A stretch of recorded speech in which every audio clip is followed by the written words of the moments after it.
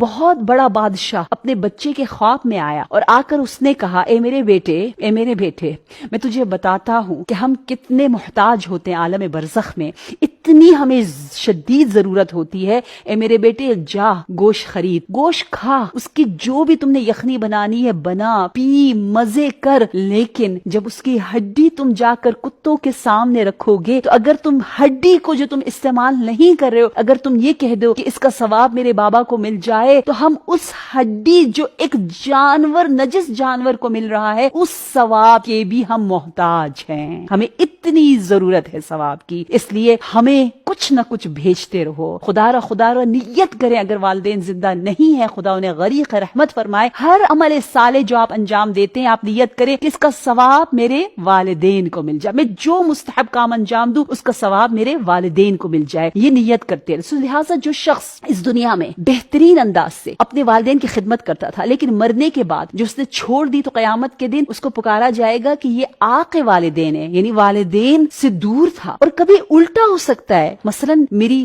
بہت بری عادت تھی، میں نے اپنے والدین کو بہت دکھ دیا، زندگی میں انہیں تنگ کیا، لیکن جب وہ دنیا سے چلے گئے میں اتنا پچھتایا، اتنا ریگریٹ کرتا ہوں کہ ہمیشہ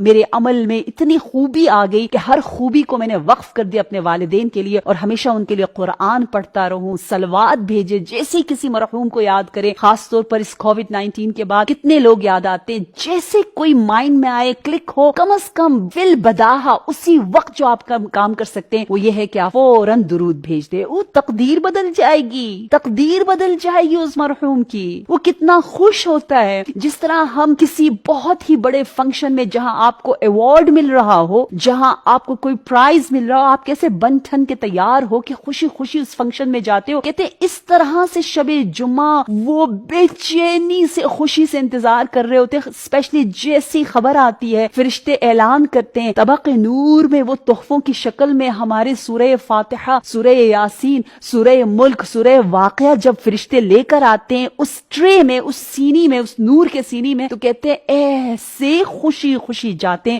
جیسے کسی بہت حسین فنکشن میں جا رہے ہو۔ لہٰذا کبھی فراموش نہ کریں اپنے ان اقربا کو جو اس دنیا سے جا چکے ہیں، اور ایک درود بھی بھیج دیں، اور بعد میں بیٹھ کے آرام سے کوئی سورہ پڑھ لیں، نہ کہ ہمارے پاس وقت نہیں ہے۔ آپ کو پتہ ہے آیت اللہ بروجردی کہتے ہیں میں نے ان اوقات میں 13 جز آف قرآن کو حفظ کیا، میمورائز کیا، جن اوقات کو آپ لوگ وقت ہی نہیں سمجھتے ہو۔ مثلا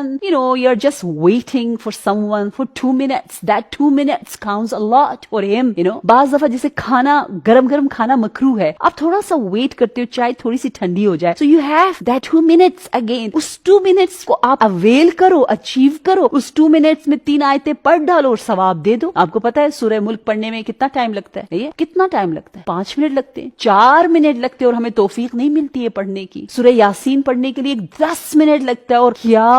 انقلاب لے کر آتا ہے، کیا ہمارے پورے جینز کو، ڈی این اے کو بدل دیتا ہے یہ